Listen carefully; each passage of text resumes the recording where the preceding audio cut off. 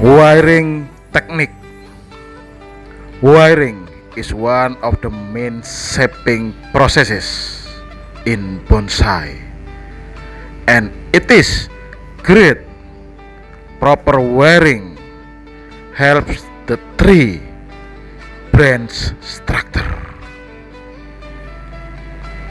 Pengkabelan adalah salah satu proses pembentukan utama di bonsai, dan itu sangat bagus. Pemasangan kabel yang sesuai membantu struktur cabang pohon. Dan kita akan menemukan dua motif utama dalam aplikasi pengkabelan atau wiring.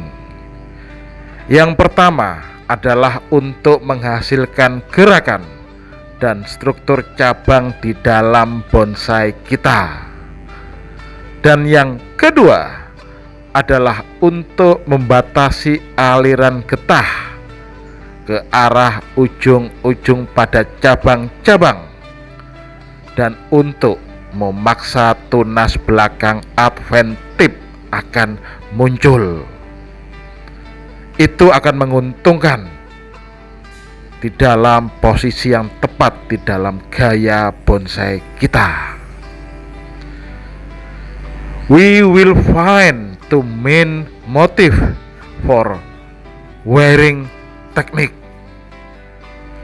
The first is to generate movement and branch structure with our bonsai, and the second is always to limit the flow of subtwards and the tips of the branches to force adventitious back in the shoot to appear. This is greatly benefit for the bonsai designer as compared to reducing and developing tricks and precise position within the style of our bonsai.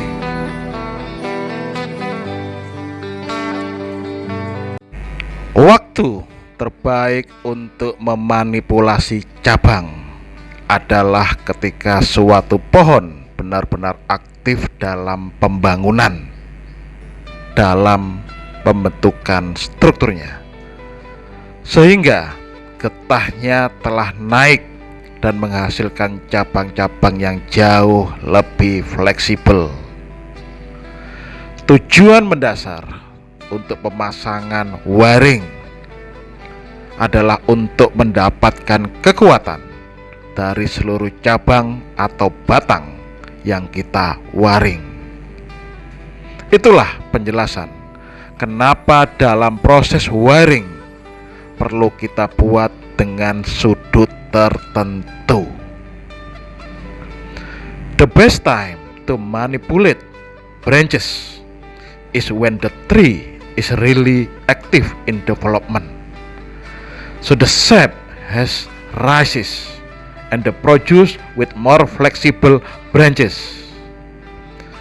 The fundamental goals is cabling, wiring is always to get more strength from the entire branch or the trunk that we are wiring. This is the explanation why the wiring coil needs to be near the corner.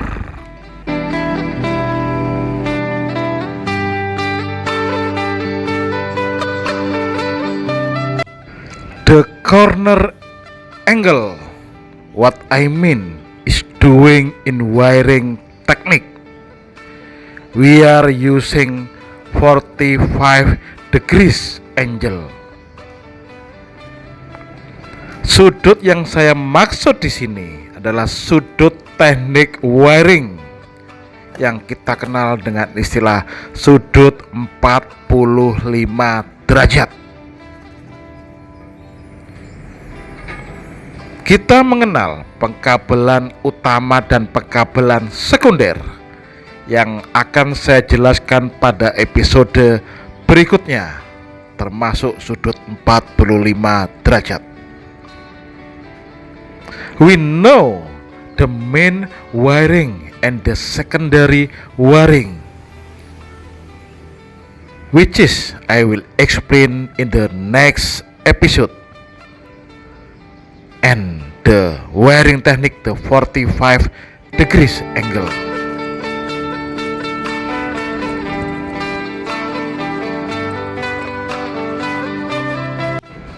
And the most important too, that we must avoid the crossing wiring. We are avoid the crossing wiring because it will not restrict the flow of sap. It will only create bumps at the intersection point. Kita harus menghindari kabel yang crossing, the crossing wiring harus kita hindari, karena itu tidak akan membatasi aliran getah, hanya akan membuat gundukan di titik-titik persimpangan.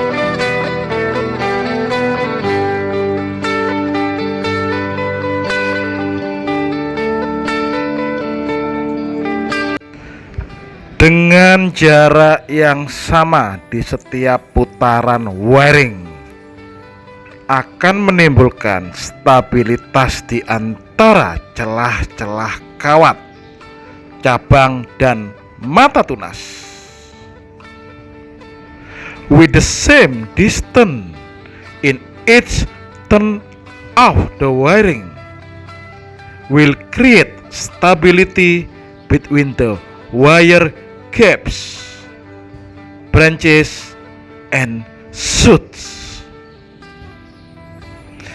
In here, I invite you to see the heart of ice, the inner ice of the basic movement of the wiring, the basic movement of the stem, and the point of growing shoot. Please watch until end and prepare and write your question in the comments. Di sini saya mengajak Anda menggunakan mata hati Anda dalam melihat gerak dasar wiring, gerak dasar batang, dan titik tumbuh tunas. Silakan dilihat sampai habis. Siapkan dan tulis pertanyaanmu di komentar. Penjelasan detail tentang wiring teknik akan diperdalam dalam episode berikutnya bersama Ronin Bonsai. A detailed explanation of the wiring technique will be deeply informed at the next episode with the Ronin Bonsai. Okay, to all my friends, keep stay tuned with the Rising Ronin Bonsai.